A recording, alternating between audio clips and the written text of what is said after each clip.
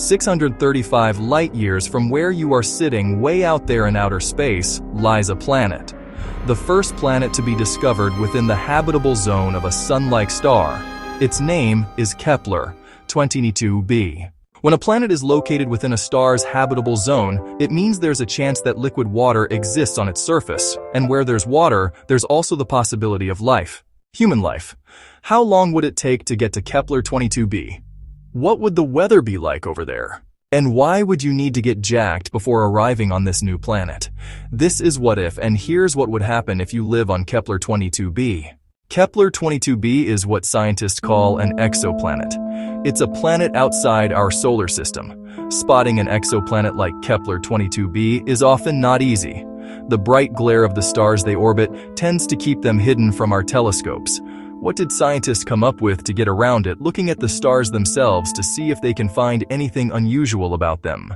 They spotted Kepler-22b using what's called the transit method. They watched Kepler-22, the star. This exoplanet orbits around and noticed that its brightness changes over time. That was because Kepler-22b was blocking the star's light.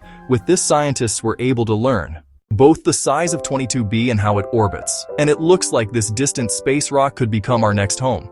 Okay, but what do we really know about Kepler-22b? Its mass is 36 times that of Earth, with a radius of 2.5 times larger than ours. 1 year on Kepler-22b is 290 days. It's also located 15 closer to its star than we are to the Sun.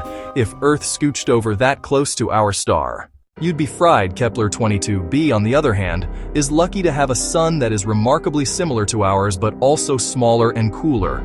This close proximity to its star allows the planet to receive about the same amount of sunlight as we get over here. The temperature on Kepler-22b could be about 15 to 22 degrees Celsius, similar to Earth's spring weather, and quite habitable if you ask me. But our galaxy can be a cruel place, and not everything is good news. Some models suggest Kepler-22b is rotating on its side, kind of like our very own Uranus. This may sound insignificant, but it adds potentially deadly complications. This would mean that its north and south poles are shrouded in either darkness or sunlight for half a year. And this ain't simply a matter of whether you're a daytime or a nighttime person. A world like Kepler-22b spinning on its side means that temperatures could change from boiling to freezing, which wouldn't be great for human life. I know, what a bummer, but don't despair yet, because our galaxy is also big enough to include some hope. New studies suggest that Kepler-22b might be covered in an ocean 50 meters deep. And that ocean would be able to act as natural climate control, keeping the wild temperatures at bay. You see, an ocean can store heat in the summer and release it during the winter, which results in a mild climate.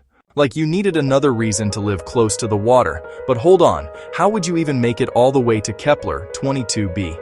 I mean, even if you were traveling at the speed of light, it would take you 635 years. Your best bet could be to hibernate through the trip inside a device that preserves your body way past its natural lifespan, like cryogenic sleep.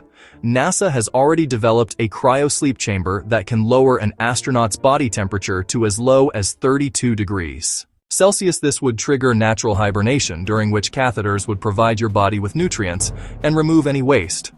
But even in cryosleep, it would be quite the long, risky trip. This leads us to the most dangerous part about this journey, all that remains unknown about Kepler-22b. For starters, we still don't really know what gravity is like there. It could be twice as strong as our planet's. If that was the case, a 10-kilogram sack of potatoes would now weigh 20 kilograms. And your body would also factor into the mix. Is your current weight 75 kilograms? Well, good luck suddenly dealing with 150 kilograms of you. And just for safety, settlers such as yourself would need to bulk up. Really bulk up only through intense strength training. Would you increase your chances of being able to walk on Kepler-22b? And once you got jacked on Earth, you'd have to figure out ways to preserve that muscle through all 635 years of light-speed travel. But humans aren't the only life form that would be affected by a stronger gravity. Plants brought from Earth for oxygen and nutrition might not survive on Kepler-22b when you try growing them there. And if you brought any animals with you, they'd need to step up the evolution process. Higher gravity could lead to creatures developing additional legs to move around. It could also determine the location and size of internal organs. But the mysteries don't end there.